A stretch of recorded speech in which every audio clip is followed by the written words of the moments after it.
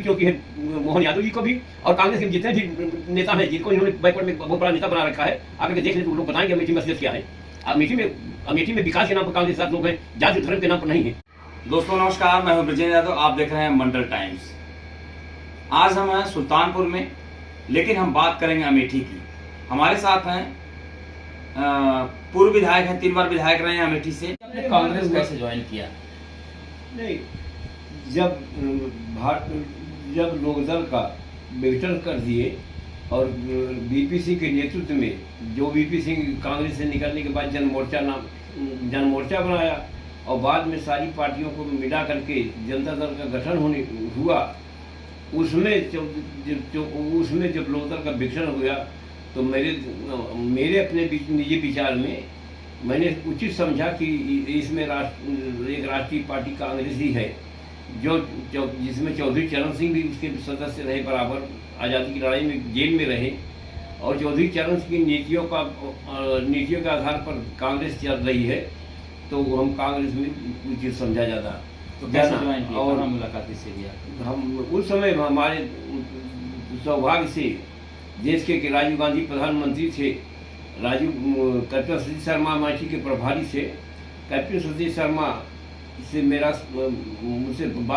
बात हुई। कैप्टन शर्मा ने मुझसे कहा, मैं ईपी भवन में रुका हुआ था, कैप्टन शर्मा ने जब बात हुई तो प्रधानमंत्री से मैं मिला। प्रधानमंत्री जी का था कि आप कांग्रेस ज्वाइन कर लीजिए। प्रधानमंत्री जी के निर्देश का मैंने प्रधानमंत्री जी के उस बात को टाल न सका। मैं प्रधानमंत्री जी कहने पर कांग्रेस पार्टी का 1989 में मैं प्रधानमंत्री निवास में ही रेस कोर्स में कांग्रेस का सदस्य राजीव गांधी की उपस्थिति में कांग्रेस की सदस्यता मैंने ग्रहण की, और उसके बाद फिर मुझे कांग्रेस ने टिकट दिया 89 में। मैं कांग्रेस से फिर जनता दल के कैंडिडेट संजय सिंह को हरा करके चुनाव जीता। फिर आप वापस आपने हराया भी उन्हें? हाँ, 80 में उन्होंने मुझे हराया था, बदलापुर 89 में मैंने उनको, 89 में वो हमसे हारी। मैं उसके बाद कौन दो लोग थे हारे थे आपसे? जो उसके बाद जमुना मिश्रा हारे थे। जमुना मिश्रा भी आखिरी चुनाव जीते जब सपा बसपा गठबंधन से लड़ी। तो अब कुछ पूछना सवाल आपको उस समय पिछड़ों की क्या दशा थी जब आप 3 दशक तक लगभग अमेठी की राजनीति में सक्रिय रहे? दलितों पिछड़ों की क्या दशा थी? दलित और पिछड़े बहुत दबाए गए थे, बहुत दबे हुए थे, और लोकदल पार्टी बनने के बाद चौधरी चरण सिंह जब पार्टी बनाई तो उसमें लोगों को उठने का मौका मिला, काफ़ी संरक्षण मिला, और उसके बाद से राजनीतिक चेतना पैदा हुई। और आज जो वो भी पिछड़ा वर्ग संगठित है, इसमें बहुत बड़ा योगदान चौधरी चरण सिंह का है, कांग्रेस का है। और जनसंघ जो थी वो बराबर उस समय से भी जनसंघ में सारे राजा महाराजा जितने थे जो देश की आज़ादी की लड़ाई में जिनका योगदान नहीं था, जो अंग्रेजों के साथ थे, वही लोगों जनसंघ में थे, और उन लोगों की मानसिकता के कारण ही गरीब जनता का जो पिछड़े वर्ग थे, दलित थे, समाज में निर्बल वर्ग थे, सबको दबाया जाता रहा। एक बात कही जाती है कि तो चौधरी चरण सिंह का काम आपने बताया, एक बात कही जाती है कांग्रेस जो है फॉरवर्ड की पार्टी है और वहाँ दलितों पिछड़ों को उचित सम्मान नहीं मिलता। इस पर क्या कहना है आपका? आपका अनुभव क्या कहता है? नहीं, कांग्रेस पार्टी में कभी भी पिछड़ा या दलित या अल्पसंख्यक इसका भेदभाव नहीं किया गया। कांग्रेस नेतृत्व ने सदैव हर सम्मान दिया, और इसके पहले भी बड़े बड़े उच्च पदों पर अल्पसंख्यक भी रहा है, दलित भी रहा है, पिछड़ा वर्ग भी रहा है, और कांग्रेस सर्वांगीण विकास करती है। समाज के हर वर्ग के लोगों को कांग्रेस लेकर चलना चाहती है, उसमें चाहे किसी भी क्षेत्र का हो। कांग्रेस एक वर्ग विशेष को लेकर कभी नहीं चली, कांग्रेस सभी को लेकर साथ में चली है। ये भाजपा का नारा जो है, ये भाजपा का है कि भाजपा जो है पिछड़ों को केवल दिखाने के लिए एक उदाहरण, जैसे उत्तर प्रदेश आज मोहन यादव को पूरे उत्तर प्रदेश में घुमाया जा रहा है, और यादवों पर सबसे ज़्यादा अत्याचार इस समय योगी सरकार कर रही है। लेकिन मोहन यादव गुलाम की तरह पीछे दौड़ रहे हैं मुख्यमंत्री का चेहरा आज यहाँ पर आए भी थे। हाँ, आज आए थे। आज अमेठी में आकर पर्चा भी दाखिल कराया स्मृति ईरानी का। और मैं चाहता हूं कि मोहन यादव जी आकर के मीठे चेहरा डालते और देखें कि मीठी जनता किसके साथ है। अच्छा, आप चैलेंज कर रहे हैं? हमारी कांग्रेस कैसे ज्वाइन किया? नहीं,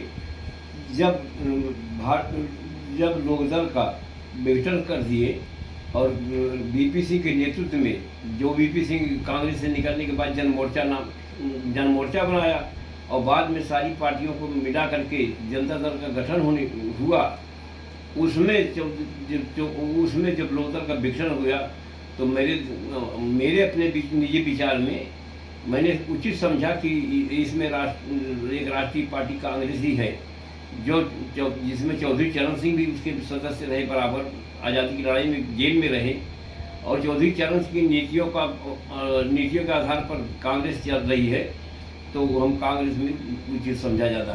तो कैसे ज्वाइन किया? और मुलाकात किससे किया?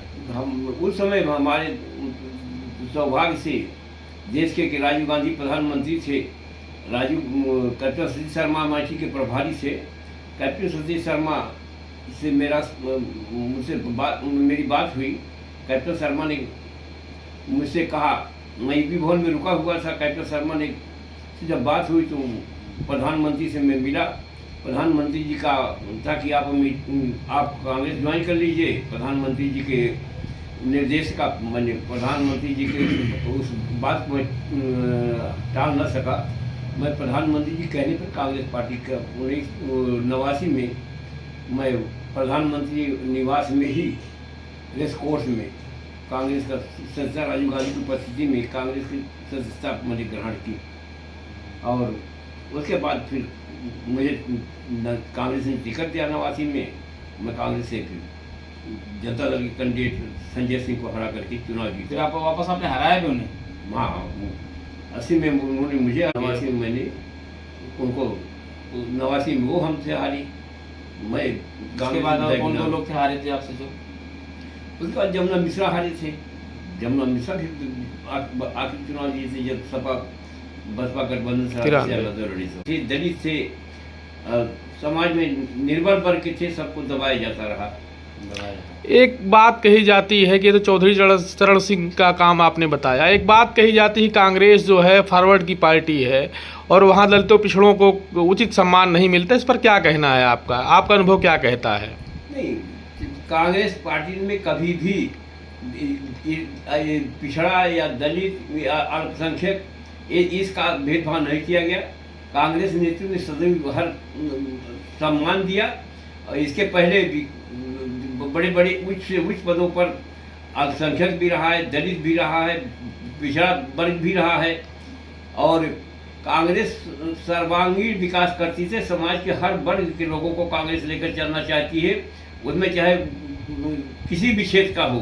कांग्रेस एक वर्ग विशेष को लेकर कभी नहीं चली, कांग्रेस सभी को लेकर साथ में चली है। ये भाजपा का नारा जो है ये भाजपा का है कि भाजपा जो है पिछड़ों को केवल दिखाने के लिए एक उदाहरण, जैसे उत्तर प्रदेश आज मोहन यादव को पूरे उत्तर प्रदेश में घुमाया जा रहा है और यादवों पर सब ज़्यादा अत्याचार इस समय योगी सरकार कर रही है, लेकिन मोहन यादव गुलाम की तरह पीछे दौड़ रहे हैं मुख्यमंत्री का चेहरा। आज यहाँ पर आए भी थे। हाँ।